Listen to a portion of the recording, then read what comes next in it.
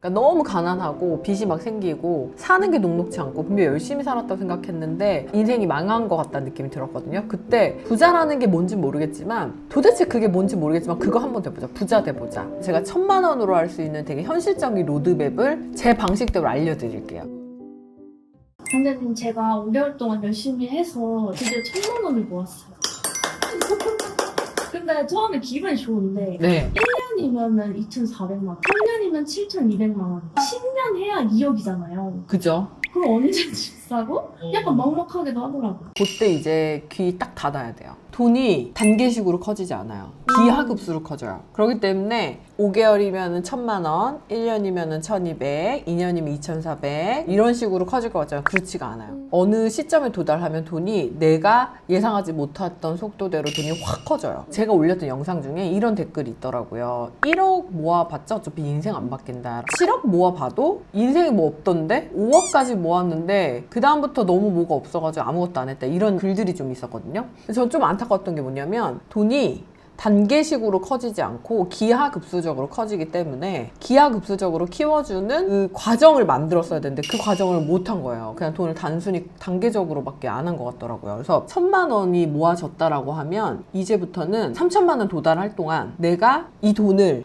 어떤 식으로 어떻게 불릴 수 있을 것인지에 대한 공부가 이제 시작이 돼야 돼요. 이제 1000만 원 모아졌으니까 부자가 된 것 같거든요. 그래서 막 뭐 ETF를 넣어라, 뭐 적금을 넣어라, 뭐 주식을 사라 분명히 그럴 거예요. 근데 사실 1000만 원으로 인생이 절대 바뀌지가 않아요. 1000만 원은 그냥 시작되었다. 그래서 이제 1000만 원이라는 돈이 3000만 원이 될 때까지 조금 끈기 있고 조금 더 집중력 있게 돈을 일단 모으는 단계예요. 지금 불리는 단계가 아니라. 그러면서 내가 공부해야 돼요. 3000만 원 정도 됐을 때 그때부터 이제 본격적으로 시작한다. 그러면 나는 주식, 부동산, 코인 등등등 내 돈을 어디다 넣을 건지 나랑 어떤 게 맞는지 이제 공부를 시작해야 될 시점이에요. 그런데 나는 1000만 원으로도 뭔가를 해보고 싶다 라고 하면 제가 1000만 원으로 할 수 있는 되게 현실적인 로드맵을 제 방식대로 알려드릴게요. 당근 ETF에다 올려놓고 그냥 뭐 예적금에다 넣어놓고 그냥 뭐 어디 주식 사놓고 그리고 그냥 이렇게 감나무 밑에서 감이 떨어질 때까지 입 벌리고 기다리는 방법이 있고 이 돈을 내가 가지고 적극적으로 노력하는 방법이 있거든요. 어떤 선택을 하시겠어요? 적극적으로? 그러면은 내가 1000만 원 밖에 없지만 조금 더 빠른 속도대로 돈을 불리고 싶고 노력을 해보고 싶다 이러면 저만의 이제 방식을 설명을 드릴게요. 두 가지를 얘기할 수 있어요. 첫 번째는 에어비앤비. 또 에어비앤비 얘기한다고 또 욕먹는 거 아니야? 저는 결국 제가 해본 거 위주로 얘기할 수밖에 없어요. 그렇잖아요. 이제 1000만 원으로 보증금 1000만 원짜리 집을 얻는 미션이 필요해요. 최근에 저희 수강생분도 1000만 원짜리 집을 얻었거든요. 물론 그 집이 처음에 나와 있을 때에는 보증금 2000만 원이었어요. 근데 월세를 올리고 보증금을 1000만 원으로 내렸었거든요. 그런 방식으로 내가 고이 모은 그 1000만 원을 보증금으로 쓰는 거죠. 그 다음에 한 300에서 500만 원 정도 그 돈으로 이 집을 이쁘게 꾸며요. 그래서 외도민으로 등록하고 에어비앤비 판매를 시작하면 최소 100만 원 순수익이 많이 나오는 경우는 200만 원까지 나와요. 그러면 이거야말로 돈 복사죠. 예를 들면 그냥 우리가 1000만 원을 3% 예적금에다 넣는다든지 올라가고 있는 주식에다 올린다고 해도 정말 수익률이 좋아야 10%일 거거든요. 근데 잘 운영을 해서 순수익이 100만 원만 남는다라고 하면 딱 10개월만 지나면 100% 수익률이 나는 거예요. 그 대신 뭐가 있었죠? 내 노력과 에너지가 들어갔죠. 그럼 내가 선택하는 거예요. 고생을 해서 돈을 확실하게 키우는 이 스텝으로 갈지 아니면 그냥 나는 기다려서 예적금에 넣어놓고 5만 원 이자 받을지. 근데 5만 원은 너무 만족스럽지 않잖아요. 그러면 내 종잣돈 플러스 내 에너지와 노력을 넣는 내 노력을 쏟아서 부어보는 거죠. 보증 1000만 원은 지방이에요? 서울입니다. 서울도 보증금 1000만 원 얼마든지 가능합니다. 그 대신 노후된 주택일 가능성이 높고 조금 수리 상태가 안 좋겠죠? 근데 제가 뭐라 그랬어요? 적극적으로 에너지를 쏟고 노력을 붓는 그런 과정을 통해서 돈을 더 빨리 키우는 그냥 나는 얘를 돈을 통장에다 넣어놓고 그냥 나는 기다릴래. 그냥 주는 것만 받을래. 그냥 시장에다 나를 맡겨볼래. 이게 아니라 내가 뭔가 적극적으로 한번 행동해본다. 내가 이걸 통해 가지고 노력해본다. 만약에 그걸 할 자신이 있고 결심이 돼 있다면 이쪽으로 오는 거죠. 그리고 이제 두 번째는 소액 경매 단타를 하라고 말씀드리고 싶어요. 근데 1000만 원으로 할 수 있나요? 라고 하는데 직장이 만약에 있다라는 전제로 했을 때 4000만 원짜리를 사서 1000만 원 나머지 3000만 원은 대출 이런 식으로 소액으로 받을 수 있는 아파트들이 있거든요. 이런 걸 낙찰을 받아서 바로 매도해서 시세 차익을 작게는 500, 크게는 1000만 원 정도 또 만들 수가 있어요. 여기에도 또 하나가 들어가죠. 레버리지, 대출을 활용해야 된다라는 것과 또 하나는 내 노력이 또 들어가야 돼. 에너지와 물건을 찾고 입찰을 하고 명도를 하고 매각을 하는 노력을 한다면 짧으면 3개월 안에 1000만 원도 얼마든지 만들 수가 있죠. 결론적으로 적극적으로 한번 돈을 불리는 노력을 해보자. 그랬을 때 에어비앤비라는 창업이라든지 경매 투자라든지 이런 것들을 1000만 원으로라도 시작하실 수가 있다라고 알려드리죠. 근데 잃을 수도 있잖아요. 돈을 못 벌 수도 있고. 자, 근데 이게 진짜 좋은 질문인데, 자, 봐봐요. 만약에 우리가 예적금에 넣어놓으면 진짜 5만 원, 6만 원 이자로 나올 거예요. 근데 여기에서 배운 거는 예적금을 넣는다 밖에 없어요.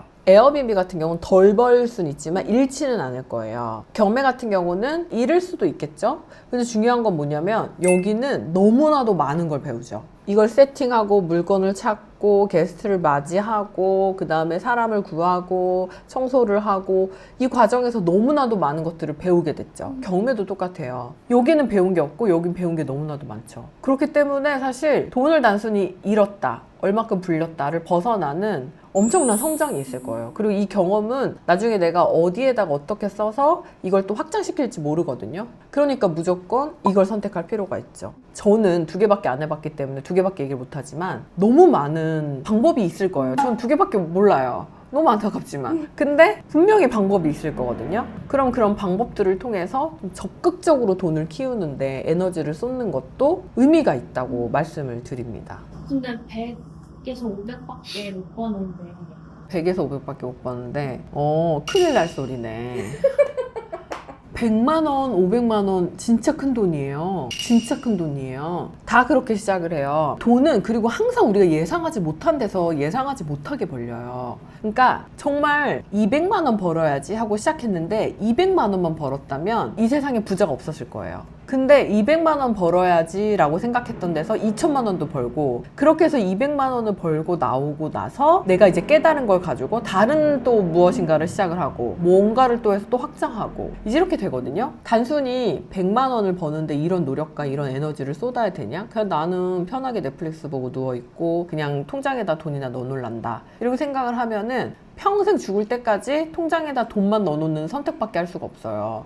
나중에 그러면 내 돈을 운영하거나 불리거나 적극적으로 노력했던 시간들이 없기 때문에 돈은 기가 막히게 사람을 알아보거든요. 돈도 딱 그만큼만 와요. 근데 내가 뭔가 적극적으로 노력을 했잖아요. 그 100만 원 진짜 너무나도 큰 돈이에요. 월급 외에 100만 원이라는 수익을 올리는 경험. 이 돈이 근데 차곡차곡 쌓여가지고 더 큰 사이즈가 됐을 때 이 경험을 갖다 쓸 수 있는 또 다른 기회 이런 것들을 생각하면 100만 원을 뛰어넘죠. 100만 원만 딱 지금 벌었을지 모르지만 이게 어떻게 또 확장될지 몰라요. 그게 너무 재밌고 신기하고 무서운 거기도 해요. 당근 만약에 여러분들 1000만 원을 모았다면 이제 시작된 거예요. 여기까지 오시냐고 너무 고생하셨어요. 나한테 일단 칭찬.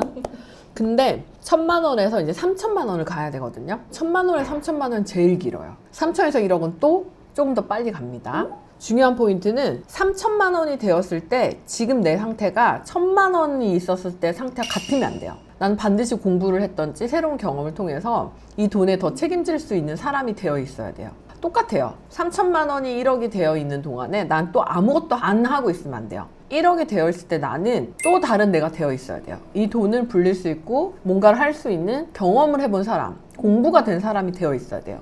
통장에 전 7억이 있는데 인생이 안 바뀌었던데요. 그거 진짜 되게 창피한 얘기예요. 왜냐면 내가 그동안 너무 아무것도 안 한 거예요. 너무 많은 기회가 열려있고 정보들이 열려있고 사람들이 돈을 벌고 있고 네트워크를 형성해서 그 안에서는 무엇인가를 계속하고 있고 커뮤니티가 있는데 7억이 통장에 있어요. 근데 전 인생 안 바뀌었는데요. 1000만 원 있을 때랑 7억 있을 때랑 똑같은 나. 부끄럽지 않아요? 아무것도 안 한 거잖아요. 물론 이제 그 사이에 부동산이 올라가고 내가 원하든 원하지 않던 가치가 상승해서 돈은 벌으셨을지 모르겠지만 그 돈이 어떤 누군가한테 갔을 때는 70억으로 금방 키워진다고 하면 안타깝게도 그분한테는 7억이 그냥 몇 년째 7억으로 있을 가능성이 높죠. 좀 바빠졌죠. 일단 첫 번째 1000만 원은 부자가 되는 첫 단계이다. 이제 시작되었다 라고 생각하시면 됩니다. 두 번째, 에너지와 시간을 쏟으실 수 있는 분들은 적극적인 과정을 통해서 1,000만 원을 확실하게 키우는 방법으로 가시고, 나는 그냥 다 귀찮아, 예적금 갈래 하시면 그냥 예적금으로 가시면 되세요. 무조건 이제 결과물은 확 달라질 수 있습니다. 몇 배 차이 나요? 38배요. 왜 38배? 그 느낌이 왔어요. 30배 정도 차이가 날 것 같아요. 왜냐면 그 정도로 여기는 에너지를 썼고 그 노력을 하니까. 그리고 이제 세 번째는 결론적으로 우리의 목표가 뭘까? 1,000만 원, 2,000만 원, 5,000만 원이 아니잖아요. 정말 많은 돈을 벌고 싶은 거죠. 그때 그 돈이 나한테 왔을 때 이 돈을 관리할 수 있는 능력이 내가 있는가? 이게 중요하거든요. 그래서 관리 능력을 꾸준히 키워가는 노력을 또 하셔야 됩니다. 그래서 저는 좀 과감하게 하는 것도 필요한 것 같아요. 그러니까 인생을 바꿀 정도의 부를 만들고 싶다 이러면 조금은 과감할 필요가 있어요. 그러니까 진짜 경매도 한번 들어가 보고 과감하게 에어비앤비 세팅해서 현금으로도 만들어 보고, 솔직히 1,000만 원 사라진다고 해도 우리 인생이 막 망하지 않잖아요. 그러면은 그때 한번 해볼 수 있는 것들이 사실 딱 정해진 것 같아요. 어디 시장에다가 내 운을 맡기는 것보다는 내가 적극적인 행동을 해서 기회를 만들어 버리는 그런 게 좀 중요하지 않을까 생각해요. 부자가 목표라면. 근데 주변에서 에어비앤비 한다 그러면 그거 돈 안 된다 이런 부정적인 얘기도 많이 듣게 돼서. 벤츠 타본 적 없는 사람이 벤츠가 안 좋다고 얘기해요. 강남 살아본 적이 없는 사람이 강남은 시끄럽고 답답하다 그래요. 에어비앤비를 해본 적이 없는 사람이 에어비앤비는 돈이 안 되고 힘들고 레드오션이라고 얘기합니다. 해본 적이 있는 사람들과 해본 적이 없는 사람의 차이예요. 어디까지 어떻게 했는지에 따라서 또 달라질 수가 있어요. 그걸 시작으로 모텔까지 온 저는 무조건 하세요. 그리고 반드시 모텔까지 오세요라고 얘기하죠. 백날 첫날 에어비앤비 한두 개 운영하다가 또 거기에서 그냥 접으신 분들은 딱 거기 수준에 맞는 얘기만 또 해요. 그래서 자기 수준에 맞는 얘기만 하는 거예요. 그런 사람들의 얘기를 다 들어볼 필요가 없어요. 실제 운영하는 사람들은 만족도가 되게 높아요. 이것만한 게 없다. 그러니까 진짜 할 수만 있으면 여러 개 하고 싶다. 그렇게 얘기하세요. 닫아야 돼요. 절대 조심해야 돼요. 그럼 당장님은 꿈이 부자였어요? 네, 그러니까 너무 가난하고 빚이 막 생기고 사는 게 녹록지 않고 분명히 열심히 살았다고 생각했는데 인생이 망한 것 같다는 느낌이 들었거든요. 그때 도대체 그놈의 것이 뭔지 모르겠지만 부자가 한번 돼보자. 부자라는 게 뭔지 모르겠지만 도대체 그게 뭔지 모르겠지만 그거 한번 돼보자. 부자 돼보자. 그때 정한 목표가 10억이었어요. 왜냐하면 저한테 부자는 10억이었거든요. 그래서 10억을 번다도 아니고 불린다도 아니고 모은다. 그렇게 이제 시작을 했던 거죠. 최근 느낀 게 가난하면 경제도 가난하지만 꿈도 가난해지는 거예요. 100억을 벌고 싶다라는 꿈을 꾸는 것도 조차 잘안 못해요. 돈 1,000만 원만 더 벌고 싶다. 이게 나한테 엄청 큰 꿈이 되더라고요. 맞아요. 근데 그럴 수밖에 없어요. 왜냐면 신생아가 누워있는데 나 빨리 대학교 가고 싶다. 나 빨리 대학교 가서 캠퍼스에 누워. 말이 안 되잖아요. 신생아 누워가지고 엄마가 밥 언제 주지? 똥 쌌는데 왜 기저귀 안 쳐지? 이 생각밖에 못 하잖아요. 그러니까 점점점 확장되는 것 같아, 사고가. 어쩔 수밖에 없어요. 그러니까 1,000만 원 벌었으면 2,000만 원 벌고 싶다. 그게 너무 당연한. 2,000만 원 벌었다. 나 그러면 3,000만 원 되고 싶다. 3,000만 원 벌었네? 그럼 나는 3,000만 원 중에 자동으로 1,000만 원 나오는 거 해보고 싶다. 이제 이렇게 점점 확장되는 거예요. 그게 이제 정상이에요. 비정상이 아니라. 그게 맞고 그 꿈이 점점 확장되고 달성하고 이루고 달성하고 다져지고 성숙되고 하는 과정에서 어느 시점에 도달하면 되게 목표에서 돈이 사라지고 그런 것 같아요. 10억 벌고 싶다, 30억 벌고 싶다 이런 꿈을 꾸는 게 내 상황에서 괴리가 너무 크니까 그 꿈을 꾸고 말하는 게 부끄러워. 익숙하지 않아서 그래요. 계속 말해야 돼요. 계속 말해야 돼요. 10억이 왔다. 10억을 벌었다. 절대 그 목표나 한계나 이런 것들을 지금 내 상황에만 맞춰서 생각하실 필요 없어요. 그러면 또 이런 얘기해요. 망상, 헛된 꿈, 허황된 꿈. 조금 허황된 꿈 꾸면 어때요? 벌금 내나요? 잡혀가나요? 그게 뭐 범죄는 아니잖아요. 내가 내 꿈을 크게 키워보겠다는데, 내가 한번 내 꿈을 그렇게 꿔보겠다는데, 어차피 똑같이 태어나서 똑같이 살다가 똑같이 죽는데 꿈도 못 꾸나요? 꿈 꿔보세요. 말해보세요. 생각한 대로만 딱 돼요. 그러니까 크게 생각해야 돼요. 넓게 생각해야 되고. 되게 무서운 게 뭐냐면 10억을 벌고도 이게 익숙하지 않잖아요. 그러면은 그 뭐 팔아야 돈이에요. 그 뭐 아파트가 뭐 돈인가? 그게 아파트지? 이런 얘기하고 있어요. 그 아파트 자기 거고 그게 막 몇십억이 올랐는데 인정하질 않아요. 돈을 벌었다는 걸. 절대 안 돼요. 절대 안 돼요. 그래서 무조건 10억을 벌었다. 감사하게도 벌었네요. 벌 거예요. 상상하고 꿈을 키우고 계속 나아가고 할 수 있게끔 나를 만들어주고 이래야 돼요. 부끄럽게 만들지 말고 그 단어랑 그 말을 익숙하게 만들어서 내 걸로, 내 언어로 바꿔주세요. 그냥 선택하는 거예요. 자기가 어떤 삶을 사나. 틀린 것도 옳은 것도 없어요. 다만 내가 부자로 살아보고 싶어. 지금은 직장 다니고 좀 답답하게 사는데 나 이제 1,000만 원 모았어. 나 이걸로 뭔가 해보고 싶어. 이러면 옆에서 너 미쳤다 할 정도의 원대한 꿈과 목표를 세워보고, 그리고 계속 내가 나한테 얘기해주고, 3,000만 원을 모았을 때 진짜 잘했다. 이제 뭘 할까? 새로운 뭔가를 도전해볼 수 있어. 하는 과정을 반복하면 결국은 부자가 되죠. 꿈은 내 마음이에요. 꿈은 내 마음이고, 꿈을 작게 꾸기 시작하죠? 작게 꾸기 시작하면은 그냥 거기까지예요. 그러니까 내가 생각한 대로 돼요. 진짜예요. 내가 생각한 대로 돼요. 내가 원하는 만큼 딱 그만큼만 돼요. 내가 딱 이만큼만 되고 싶다라고 생각을 하면 딱 그만큼만 돼요. 그렇기 때문에 계속 원해야 되고, 꿈을 꿔야 나가야 되고, 목표를 세워 나가야 돼요. 꾸준히 얘기해야 돼요. 내가 나한테 들려줘야 돼요. 너 할 수 있어. 이만큼 왔네? 조금 더 갈 수 있어. 조금 더 해볼 수 있어. 뭐 아직 젊은데 뭘. 이렇게 해보는 것도 괜찮지 않을까?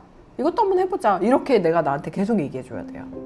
여러분들의 목표를 댓글로 공유해주세요. 왜냐하면 그렇게 많이 말하고 익숙해져야 결국 내 목표가 될 수 있거든요. 부자가 되는 날까지 여러분들을 응원합니다. 감사합니다. 에어비앤비 관심 있는 분들은 고정 댓글 확인해주세요. 담당님 지금 한국에서 가장 비싼 땅에 살고 계시잖아요. 네, 맞아요. 날 때부터 서울 수저를 물고 태어나신 건가요? 태어나기만 서울에서 태어나고 그 이후에 뭐 초등학교, 중학교, 고등학교 전부 다 수도권에서 지냈거든요. 소위 말하는 노른자가 아닌 흰자에서만 성장을 한 케이스죠. 엄청 부자들이 막 있거나 엄청 가난한 사람들이 있거나 이런 게 아니라 다 비슷비슷한 수준의 사람들이 있었기 때문에 전 성장하면서 박탈감 이런 걸 느끼거나 아니면 내가 엄청 가난하구나, 뭐 쟤네 지금 되게 부자구나 이런 생각을 하면서 크진 않았거든요. 그런 것들이 되게 좋았던 것 같아요. 그냥 무난하게 성장할 수 있었던 거, 그런 동네였던 거, 그게 좋았던 것 같아요. 단점은 고만고만한 사람들끼리 있다 보니까 대단하거나 아니면 훌륭한 뭔가가 돼야지, 이런 꿈을 꾸거나 아니면 엄청 유명한 사람이 돼야지 이런 것들을 보고 배우거나 할 수 있는 기회는 많이 못 만났던 것 같아요. 저는 30이 넘어서야 경제적 개념도 생겼고, 돈을 모아야 되는구나, 돈을 더 벌어야 되는구나, 부모님의 도움을 받아서 일찍 차를 산다든지 가까운 곳에 부모님이 자가로 마련을 해준다든지 이런 것들을 보면서 이게 경제적 수준의 차이가 이런 식으로 날 수 있구나, 세상에 부자가 진짜 많구나, 이런 거를 제 머릿속에 인식이 된 거는 취직하고 난 다음에 였던 것 같아요. 제가 살던 집 이름이 장미주택이었거든요. 막 1960년대 지어진 그런 빌라 같은 데서 처음에 제가 결혼해서 살았어요. 앞에 조그만 화단에다가 콩을 심어가지고 우리 큰딸이랑 물 주고, 장미주택인 이유가 장미 넝굴이 너무 많아가지고 그때는 너무 그게 좋았어요. 그때 이제 막 사진도 엄청 많이 찍었을 거잖아요. 근데 너무 가난해 보이는 거예요.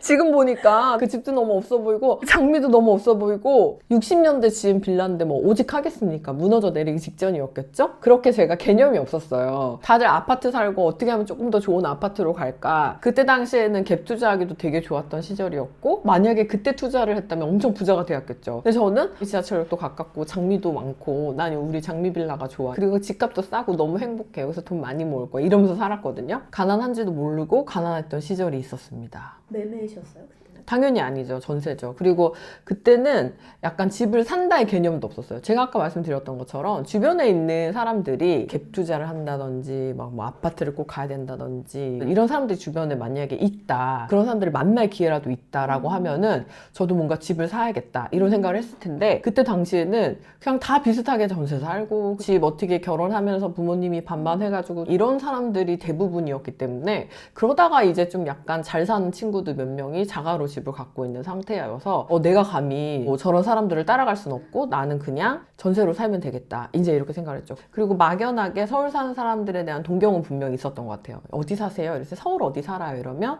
되게 좋은 동네 산다 이러면 다시 보이고, 어떻게 거기 살지? 이제 이랬었던 기억이 있긴 있어요. 그리고 나서 이제 시간이 좀 지나면서 나도 서울 살고 싶다. 근데 지금도 나쁘진 않아. 어차피 지하철역도 가깝고 직장도 1시간 안에 가니까 괜찮아. 근데 본격적으로 서울이 재건축을 시작을 하면서 아파트들이 새로 올라가고 신도시들이 개발이 되면서 브랜드 아파트들이 동네를 장악하잖아요. 그러면서 어디에 산다 보다도 새 아파트에 산다. 근데 그곳이 서울이다. 이러면 대단하다. 이제 이렇게 바뀌었던 것 같아요. 이름도 진짜 화려하잖아요. 무슨 뭐 레미안, 센트럴, 뭐 펠스, 뭐 로얄 뭐 다 붙어 있잖아요. 이름에서부터 이미 그게 오는 거예요. 압박감이. 그리고 플러스 거기 동네를 갔을 때 그 고층 너무나도 삐까뻔쩍하게 지어져 있고 레고 블록처럼 너무나도 깔끔하게 다 만들어진 데서 제가 이제 압박감을 느끼는 거예요. 위화감이 조성이 되는 거예요. 그러면서 내 모습을 이렇게 한번 들여다보게 되고 그랬던 경험이 있었던 것 같아요. 아, 나도 이런 데 살아보고 싶다. 이 생각도 못했어요. 난 장미빌라에 살았기 때문에 감히 내가 이런 곳에 살 수 있을까? 이런 생각? 근데 저 사람 어떻게 레미안 저기 살지? 어떻게 저 사람 저 힐스테이트 저기 살지? 되게 대단하다. 이제 이렇게 생각했었던 것 같아요. 요즘에는 서울에서 태어난 것 자체가 스펙이다 이런 말이 있을 정도로 사람들이 서울에 살고 싶어 한다고 하더라고요. 제 기억이나 이걸로는 서울이 그렇게까지 막 사람들 동경의 대상이거나 그리고 서울 하지 않았었던 것 같아요. 2020년도 초반에 아파트 값이 엄청 올라갔잖아요. 그러면서 뭐 서울에 3, 4억 대면 살 수 있었던 아파트들이 막 10억 넘어가고 5, 6억 대 살 수 있었던 아파트들이 15억을 넘어가고 20억짜리, 30억짜리 아파트들이 나오기 시작하면서 본격적으로 서울에 갈 수 있는 사람과 서울에 갈 수 없는 사람이 갈렸고 그리고 서울 사는 게 스펙이다라는 말이 나오기 시작했던 것 같아요. 그러면서 자연스럽게 서울에 살고 있었던 사람들은 어느 날 갑자기 약간 부자가 됐고 저같이 장미빌라에 살던 사람들은 어느 날 갑자기 거지가 된 거죠. 그때부터 좀 더 사람들이 서울을 동경하고 서울에 살고 싶어 하고 서울수저란 단어가 나오고 서울에 사는 게 스펙이다 라는 말이 나온 것 같아요. 그리고 이런 것도 있어요. 예전에 반포에 있는 되게 유명한 재건축 단지가 있거든요. 조합원 조사를 해보니까 생각보다 많은 분들이 직장이 어딘 줄 아세요? 고속버스 터미널 있잖아요. 기사님인 거예요. 처음에는 멀리 사시다가 직장이 고속버스 터미널이니까 그냥 그 근처로 이사를 왔겠죠. 살다가 근데 그게 재건축이 되면서 30억, 40억, 50억 지금 100억짜리 아파트 주인이 된 거예요. 저는 직장이 서울인데도 불구하고 계속 그 수도권 싼 데만 이렇게 살고 어떻게 하면 조금 더 일찍 출근할 수 있는 근처에만 살까 생각을 했는데 직장 근처로 악착같이 갔다면 조금 더 자산 규모가 달라지지 않았을까? 이런 얘기를 듣고 나니까 무조건 직장을 서울에다가 잡고 직장 근처로 가야 된다. 그리고 거기서 무슨 수단과 방법을 가리지 않고 자가를 마련해야 되는구나. 물론 지금은 거의 불가능해지긴 했지만 이런 생각을 했었죠. 그러면 자산 때문에 서울에 살아야 된다고 생각하세요? 단순히 자산 때문에 그런 건 아니지만 우리나라는 서울공화국이잖아요. 회사도 직장도 교통도 학교도 모든 게 다 서울에 있잖아요. 최근에 이제 저희 딸이 고등학생이니까 예전엔 인서울이라고 했잖아요. 인서울에 있는 대학교를 간다. 근데 최근에는 인서울이 아니라 좀 괜찮은 서울 안에 있는 괜찮은 대학교를 사람대학이라고 한대요. 사람대학? 네, 사람대학. 그런 단어를 사용한대요, 요즘. 목표가 사람대학을 가는 거래요. 그러니까 학교도 이제 대학교 모든 게 다 서울에 집중되어 있다 보니까 사람들이 서울만 하는데 서울로 가야지 뭐가 될 것 같은 거예요. 학교도 그렇고 취직도 그렇고 직장 생활도 그렇고 모든 인프라랑 그리고 모든 네트워킹이 다 서울 안에서만 가능하니까 더군다나 서울 안에서도 일부 뭐 강남이라든지 이런 지역에만 집중되어 있다 보니까 안타깝게도 자산뿐만 아니라 성장을 위하거나 아니면 내 커리어를 위해서라도 서울에 살아야 되지 않나 이런 생각을 해요. 서울을 추천합니다. 근데 난 지금 서울을 못 와. 맞아요. 너무 비싸요. 어떻게 해야 돼요? 너무 비싼데 서울 살아야 되는 거예요? 네, 그래도 살아야 돼요. 제가 아까 전에 나는 성장 과정에서 그냥 아둥바둥 사는 사람들 사이에서 컸기 때문에 라는 단어를 썼잖아요. 똑같은 것 같아요. 그냥 다들 그런 사람들만 있으면 그냥 그렇게 사는 게 평범한 거고 그게 그냥 원래 당연한 것처럼 받아들여지는데 서울에 오면 주말에 공부하러 가고 뭐 러닝하고 그리고 무슨 성장 뭐 그런 걸 위한 뭐 동기부여 모임 가고 뭐 독서 모임 가고 뭐 이런 사람들 되게 많잖아요. 네트워킹 할 수 있는 곳도 다 서울에 있고 그러다 보니까 자연스럽게 성장할 수 있는 기회가 좀 더 있지 않을까? 근데 나는 지금 그냥 삶이 괜찮아. 그리고 지금 나쁘지 않아. 하면은 그냥 살면 될 것 같아요. 한편으로는 너무 사람들이 서울 거리니까 서울이 뭐가 그렇게 대단해? 그리고 왜 이렇게 지방러들을 이렇게 배척해? 이러면서 괜히 약간 얄미운 감정도 들더라고요.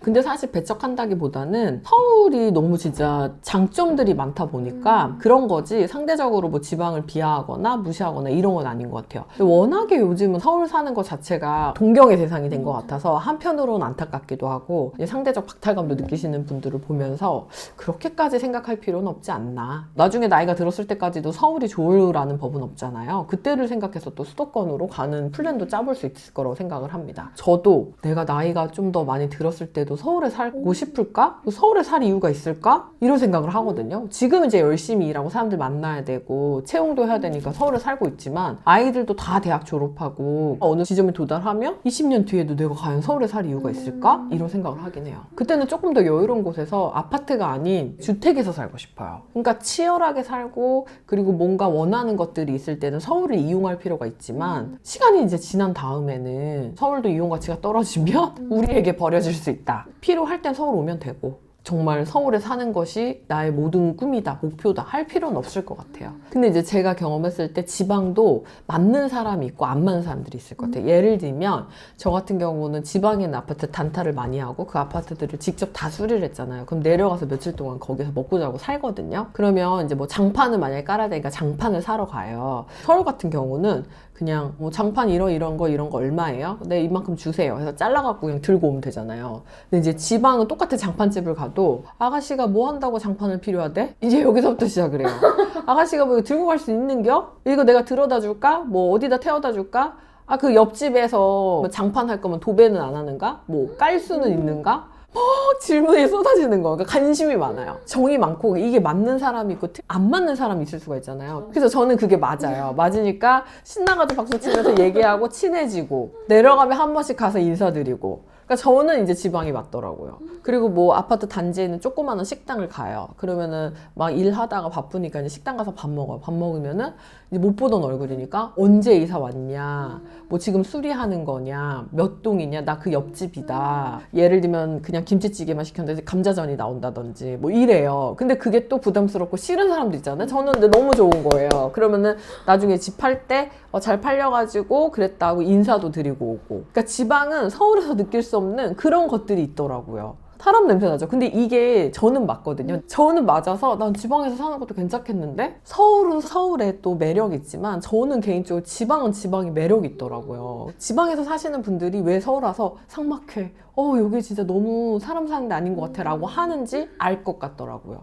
그러니까 뭐 이게 좋다 이게 나쁘다 할 수 있는 건 아닌 것 같고 나한테 맞는 걸 찾는 게 맞는 것 같고 지금 내가 어디에 어떤 목표가 있는지에 따라 달라지는 것 같아요. 일단은 지금 내가 하려고 하는 일과 목표가 뭔지에 따라서 달라질 것 같아요. 예를 들면 내가 좀 더 좋은 직장에 가고 싶어, 좀 더 높은 연봉의 수준을, 아니면 내가 커리어를 좀 더 키워보고 싶어, 이제 이건지, 아니면 나는 좀 약간 사람에 좀 시달렸고 지쳤고 좀 여유롭게 살고 싶고 내가 이제 원하는 좋은 사람들이랑 일하고 싶어, 이제 약간 어디를 선택하는지에 따라 달라질 것 같아요. 그래서 단순히 여기가 좋다 여기가 나쁘다 이걸로 선택할 건 아닌 것 같고 내가 지금 하는 목표가 뭔지 그 내가 지금 갖고 있는 방향성이 어딘지가 중요할 것 같아요. 그래서 서울이 중요한 게 아니라 방향성이 중요한 것 같아요. 왜냐면 엄청 치열하게 사는 거에 질린 사람들은 서울이 토할 것 같을걸요, 아마? 너무 치열하잖아요. 근데 이 치열함을 즐길 수 있는 사람들한테 왜 최적의 조건이죠.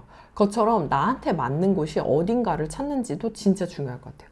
무턱대고 서울이 좋다고 하고 서울에 다 있다고 하고 서울로 가야 성공한다니까 서울만 올 것이 아니라 나한테 맞는 것이 뭔지, 그래서 방향성을 잘 잡고 선택하시면 될 것 같습니다. 이용을 하는 거죠, 서울은. 이런 인프라나 이런 것들을. 일정 기간이 지나서 또 이제 효용 가치가 떨어지면 우리는 또 우리가 원하는 곳에서 가서 살 수 있을 것 같아요. 나는 PD님 서울 살고 싶어요? 너무 살고 싶어요. 근데 비싸서 못 살아요. 그러면 사실 계단식으로 올라오는 방법이 있어요. 제가 경기도 외곽에 살다가 수도권으로 올라왔고 그 다음에 이제 서울로 온 것처럼 단계식으로 오는 것도 방법일 것 같아요. 그래서 단순히 지금만 놓고 보면 엄청 먼 얘기일 것 같은데 어차피 우리 열심히 살고 있으니까 기회는 분명히 또 오거든요. 그래서 뭐 무조건 서울로 먼저 오겠다라는 생각보다는 단계식으로 올라와서 결국 이제 서울로 정착하는 것도 방법일 것 같아요. 여러분들의 생각은 어떠세요? 서울 사는 게 이제 스펙이 된 시대가 됐는데 여러분들도 각박하고 힘들지만 무조건 서울에 살아야 된다고 생각하세요? 아니면 나한테 맞는 곳을 찾아서 방향성에 맞게 사는 게 맞다고 생각하세요? 요즘 핫한 서울살이에 대한 여러분들의 생각을 댓글로 남겨주시면 감사할 것 같습니다. 구독, 좋아요도 부탁드려요. 감사합니다. 선생님 요즘 원화가 휴지 조각 됐다고 유튜브에서 난리더라고요. 네, 보셨어요? 그니까요. 알고리즘이 뜨더라고요. 그게 도대체 무슨 말인 거예요?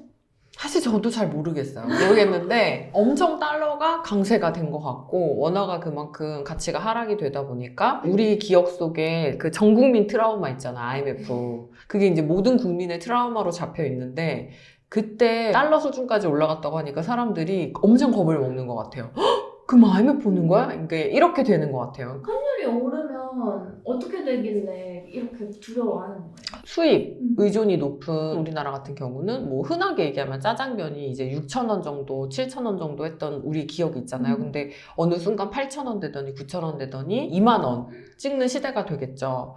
그래서 보면 밀가루도 수입, 식용유도 수입, 뭐 다 수입이잖아요. 당연히 원화 가치가 떨어지고 달러가 그만큼 강세가 되면 올라가지 않은 월급, 올라가는 물가를 경험하다 보니까 자연스럽게 이제 점점 살기가 힘들어진다라고 이제 느껴지는 것 같아요. 그리고 지금 당장 먹어야 되는 점심값, 밥값은 올라가니까 올라가지 않는 월급으로 올라가는 밥값을 충당하려고 하니까 다들 미치고 팔짝 뛸 노릇인 거죠. 그러면 이제 무서워지죠.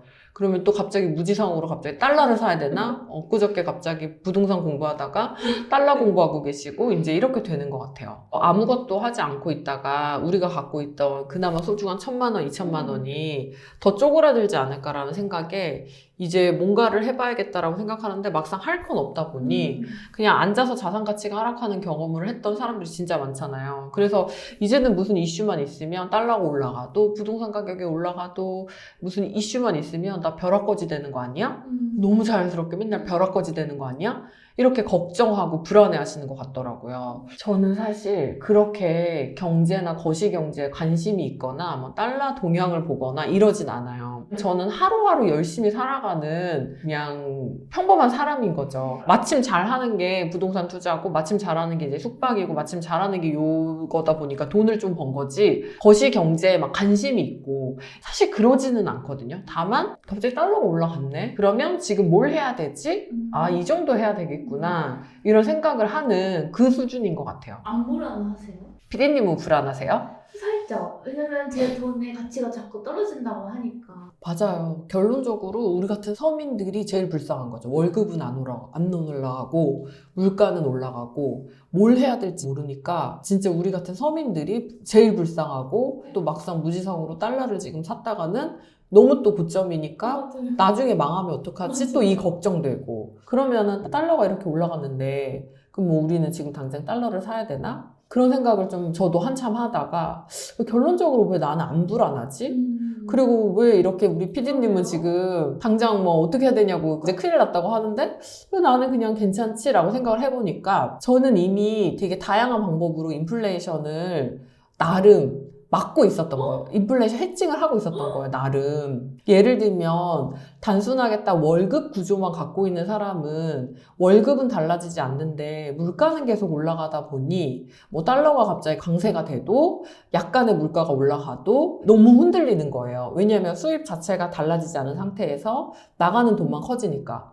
근데 저는 너무 다양한 데서 너무 다양하게 돈이 들어오는 구조를 만들어 놨고 이 돈을 버는 속도가 인플레이션 속도보다 더 빠르게 만들어 놨기 때문에 달러가 일시적으로 강세가 된다고 하더라도 제가 지금 당장 불안하거나 무서워해야 될 이유는 없는 거죠. 이미 그 구조를 만들어 놨으니까. 현금 흐름도 인플레이션을 앞서 나갈 만큼 잘 들어오게 만들어 놨고 그러니까 앞단에 이런 노력들이 이제 있었던 거죠. 제가 할 수 있는 방식으로. 그럼 생각해보면 달러를 지금 막 사야 되나? 아니지. 지금 달러가 고점이니까 지금 사면 안 되지? 그러면 잠깐만, 내 돈이 또 이제 가치가 떨어질 거니까 그럼 지금 갑자기 부동산 해야 되나? 아니지. 원화 가치가 떨어지는데 한국 부동산 사면 그게 또 무슨 의미가 있나? 잠깐만, 그러면 미국 주식을 사야 되나? 아니지. 바쁜 거예요. 너무 바쁜 거예요. 지금 있는 내 소중한 이 돈이 사라질까봐 지금 너무 불안한 거예요. 그러기 전에 미리 월급 외에 수입을 만들고 그렇게 해서 만들어진 돈을 다 써서 없애버리지 말고 작게든 크게든 부동산 가치에다 투자를 해놓고 그리고 이걸 반복해서 결국 나만의 그 투자 사이클? 나만의 그걸 만들어야 되는 거죠. 특히 지금 PD님 지금 막 불안하고 지금 난리 났잖아요. 요번 기회를 삼아서 내 자산을 어떻게 다시 바꿀 것인가? 그리고 지금 내가 만들어 놓은 현금 흐름 구조는 맞는 것인가에 대한 고민을 해서 다음번에 혹시 또 이슈가 있을 때에는 덜 불안하게 벼락거지 되면 어떡해요? 이런 얘기 안 하게 요번 기회에 만드는 거죠. 당근님의 구조를 알려주시면 안 돼요? 알려드릴 수 있죠. 당근 우리는 매달 들어오는 200만 원, 300만 원 월급으로 살아야 하고 이 200만 원, 300만 원 월급에서 우리가 할 수 있는 건 뭘까에 대한 이제 고민을 시작해야 되잖아요. 이번 기회에 이 월급 외에 들어오는 현금 흐름을 만드는 방법을 스스로가 좀 찾아보는 게 어떤가라는 생각을 해요. 뭐냐면 그냥 매달 들어오는 월급이 200~300만 원만 있게 되면 절대 인플레이션을 방어할 수가 없어요. 그 무슨 얘기냐면 물가 가치는 이런 식으로 올라가는데 내 월급은 멈춰져 있잖아요. 그러니까 올라가는 것만큼 따라가주는 자산에 투자를 해놓던지 아니면 이 수입을 따라가게끔 올라가게끔 만들어주던지 둘 중에 하나는 해야 되는 거죠. 그러면 당장 우리가 생각할 수 있는 현금 흐름은 단순히 건물 사서 월세 받는 건물주밖에 없잖아요. 근데 생각해보면 건물주를 하지 않더라도 현금 흐름을 한 달에 100만 원, 200만 원 추가적으로 만드는 건 그렇게 어려운 건 아니거든요. 또 본의 아니게 제가 할 줄 아는 걸 얘기할 수밖에 없어요. 내가 그렇다고 지금 갑자기 여러분들한테 해외 구매 대행을 하라고 할 수도 없죠. 내가 안 하는데. 내가 하는 거 위주로 얘기하면 저는 또 에어비앤비 하라고 얘기를 하겠죠. 에어비앤비야말로 본격적인 달러를 버는 거예요. 왜 그러냐면 에어비앤비가 외국에서 입금이 되고 달러로도 입금을 받을 수가 있어요. 페이팔로도 받을 수가 있고. 그래서 달러 입금을 받게 되면 훨씬 유리해요. 그 설정 가격이나 이런 것들에 의해서. 내 월급이 만약에 200이다, 300이다. 거기에 100만 원만 추가로 벌어도 물가 상승 부분 올라가는 걸 충분히 따라잡을 수가 있는 거죠. 그 다음에 그렇게 만들어진 부수입을 홀랑홀랑 써버리지 않고 잘 모은다. 그 다음으로 해야 되는 게 작던 크던 자산 가치에다 투자할 줄 아는 거를 만들어야 돼요. 그래서 지금 당장 불안해만 할 게 아니라 이번 기회에 내가 할 수 있는 건 뭐지? 고민을 해보시고 두 가지. 인플레이션을 방어할 수 있는 현금 흐름 만들기. 그리고 그렇게 해서 모아진 돈으로 자산에다가 투자해보기. 라도 하면 이 두 가지라도 이번에 실행을 해보시면 달러 강세 말고 다른 이슈가 온다고 하더라도 발발발발 떨잖아요. 맞아요. 그러지 않을 수 있지 않을까? 지금 뭔가 이번 기회에 해놓으면 왜 나는 안 불안하지? 생각을 해보니까 저는 이미 제가 할 수 있는 수준에서 최선을 다해서 인플레이션도 방어하고 있고 자산 가치에도 투자를 하고 있으니 제가 할 수 있는 건 다 이미 해놓은 거예요. 그리고 약간의 미국 주식? 약간은 미국 주식. 몇 년 동안 꾸준히 사놨던 미국 주식이 있었는데 그게 45%가 올라갔더라고요. 중요한 거는 까먹고 있었다는 거. 결국은 아무것도 안 하면 진짜 아무것도 없구나. 이런 생각이 들었거든요. 그러면은 오늘 요번 기회로 뭔가 이제 공부를 시작하신 분들은 발발발 떨고만 있을 것이 아니라 진짜 해외 주식 계좌라도 만들어서 투자를 시작하시던지. 그래서 예전에는 뭔가 재테크, 그리고 투자, 그리고 현금 흐름, 자산 투자 이런 것들이 어떻게 보면 선택이었거든요. 어떤 사람은 그냥 직장만 열심히 다니고 이렇게 살아도 되는 사람들이 뭐 그냥 난 이렇게 살래 하는 사람도 있었고 어떤 사람들은 되게 열심히 공부하고 투자하고 자산가치 늘려가고 이게 약간 좀 선택이었는데 이제는 필수가 된 것 같아요. 아무것도 안 했다가는 진짜 벼락거지가 된다라는 게 우리가 한번 경험을 해봤잖아요. 이젠 필수가 되지 않았나 이제 이런 생각이 드는 것 같아요. 그래서 첫 번째로 내 월급 외에 현금 흐름 내가 만들 수 있는 거, 그러니까 물가가 상승하는 것만큼 내 월급은 올라가지 않으니 그 갭을 메꿀 수 있는 현금 흐름을 만들 수 있는 능력이 내가 되는가, 난 어떤 노력을 하는가, 난 뭘 할 수 있는가, 이게 첫 번째인 것 같아요. 두 번째는 그렇게 해서 모아진 돈을 쓰지 말고 잘 모으기. 모을 때 동안 현금이 또 휴지가 될 수도 있고. 돈이 현금이 휴지가 된다는 건 되게 감정적인 표현이에요. 그런 거에 휘말리면 안 돼요. 사람들이 원화가 뭐 현금이 휴지가 된다, 현금은 갖고 있으면 쓰레기가 된다라고 하는데 모든 기회를 만들어주고 우리한테 선택할 수 있는 옵션을 주는 것도 다 현금이에요. 그렇기 때문에 일부 현금을 들고 있어야 될 필요가 있어요. 그러니까 절대 뭐 현금을 들고 있는 게 휴지 조각이 된다, 쓰레기가 된다라는 그런 감정적인 워딩에 속지 마시고 일부 돈을 갖고 있는 연습도 해봐야 돼요. 지금 나나 PD님 50억이 만약에 통장에 있어요. 그럼 그 쓰레기 50억 버릴 겁니까? 아니요. 휴지 조각인데 버릴 겁니까? 저 주십시오. 그 휴지 조각. 좋잖아요. 5천만 원이라도 지금 통장에 만약에 있다. 그게 어떻게 휴지입니까? 돈이지. 절대 그런 감정적인 워딩에 흔들릴 필요가 없이 내가 목표 금액까지 꾸준히 계속 돈을 모으는 노력을 해본다. 그게 두 번째일 것 같아요. 세 번째는 이렇게 해서 모아진 돈을 자산 가치에 크던 작던 투자해보는 연습을 해보는 거예요. 예를 들면 부동산이든지 미국 주식이라든지 뭐 조금 더 도전적이신 분들은 코인이라든지 잘 저는 모르지만 이 정도? 그래서 세 가지 로직으로 인플레이션을 방어할 수 있는 추가적인 현금흐름 만드는 노력, 그렇게 해서 만들어진 돈을 다 써버리지 않고 모으는 노력, 그때 주변에서 현금 들고 있으면 휴지 조각이야 라는 말에 절대 감정적으로 흔들리지 말고 통장에 돈을 모아보는 노력을 해보는 거, 그렇게 해서 모아진 돈을 내가 공부하거나 좀 자신 있고 잘할 수 있는 투자처에 자산 가치로 투자해보는 거, 이렇게 세 가지 로직으로 가면 다음번에 혹시 더 큰 이슈가 있다고 하더라도 점검해 볼 수 있는 기회가 되지, 그때는 막 불안해가지고 난 어떻게 하면 좋아 이제 이렇게 되지는 않을 것 같아요. 그래서 이번 기회가 어떻게 보면 불안하신 분들한테는 좀 점검해보고 계획을 세워보고 그리고 내 돈의 흐름을 바꿔보고 좀 만들어 볼 수 있는 기회가 되지 않을까 싶습니다. 근데 진짜 많은 분들이 3번부터 하거든요. 일단 자산에다 갖다 넣거든요. 뭔지도 모르는 상태에서 막 부동산에 갖다가 일단 막 때려 넣고, 그리고 일단 막 미국 주식 막 사기 시작을 하겠죠. 지금 이제 달러 올라갔으니까 주식 막 또 올라가면 또 주식 사고. 3번보다 선행되어야 되는 앞 단계 1번, 2번을 먼저 하시고, 그리고 나서 어느 정도 공부가 좀 되면 그때 들어가야 되지 않나 이렇게 생각을 합니다. 5천만 원일 때 투자할 수 있는 물건 종류가 달라지고, 그리고 1억일 때 투자할 수 있는 옵션이 또 달라지잖아요. 그러니까 돈이 갖는 힘이 좀 달라지거든요. 그래서 저는 일단 있는 지금 3천만 원, 2천만 원, 5천만 원을 얻다가 막 넣기 바쁘지 마시고 앞단에 1단계, 2단계를 하신 다음에 마지막에 좀 어느 정도의 힘을 갖는 돈의 사이즈가 되면 그때 자산에다 넣는 것도 도움이 많이 될 것 같아요. 사실 우리가 지금 당장 달러가 1,400원, 1,500원이 된다고 해서 우리 당장 죽지 않잖아요. 우리 생활이 막 갑자기 180도 바뀌진 않을 거예요. 다만 이런저런 한 요인에 의해서 달러가 갑자기 강세가 되고 갑자기 급등을 하니 이제 불안하다, 이 정도일 것 같거든요. 근데 내가 준비를 잘 해놓고 내가 할 수 있는 것들이 많아지고 그 내가 해놓은 것들이 있으면 절대 불안하지 않아요. 그럼 지금 불안한 사람들의 대부분은 아무것도 안 했거나 할 줄 아는 것이 없거나 할 수 있는 게 없으면 불안할 것 같아요. 그러면 이제는 만들어야 되는 거죠. 뭔가 할 수 있는 사람으로.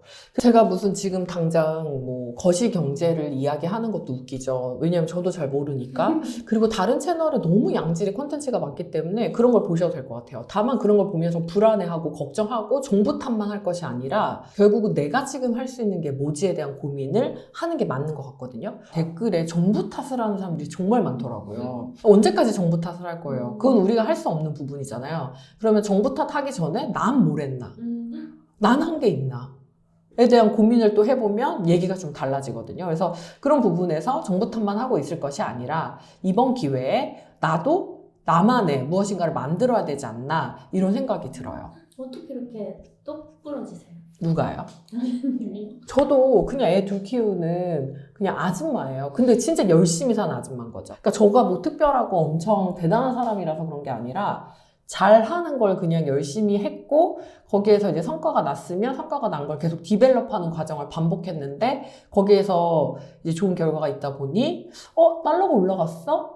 그랬구나. 근데 나는 유튜브도 달러로 받고 에어비비도 달러로 받고 나는 달러가 올라가도 나쁘지 않고 생각해보니까 미국 주식도 있었네? 이제 이런 것 같아요. 예전에 뭔가 해놨던 일들이 이렇게 또 돌아오는 것 같아요. 작게라도 뭔가 해놔야 돼요. 해놔야 돼요. 제가 예전에 그 금 같은 거 이렇게 조금씩 사고 이럴 때 웃었거든요. 그걸로 뭐 나중에 목걸이 만들려고 하니? 막 이랬거든요. 그게 꽤 큰 돈 돼요. 그 값이 엄청 올라갔더라고요. 그러니까 뭐라도 해놓으면 뭐가 돼요. 여러분 아셨죠? 뭐라도 하세요. 불안해만 하고 있을 것이 아니라 이번 기회에 차라리 내가 할 수 있는 게 뭐지? 누구 탓만 하고 있을 게 아니라 난 뭘 했지? 한번 고민해 보시는 기회로 만들면 또 우리 인생이 훨씬 더 풍요로워지지 않을까 생각해 봅니다. 여러분들은 어떻게 자산을 만들고 지키고 계시는지 여러분들이 하고 있는 실천 내용이나 여러분들의 계획 댓글로 남겨주세요. 이번에 기회를 잘 삼으셔서 여러분들의 자산을 가치를 올릴 수 있는 기회로 만드세요. 감사합니다.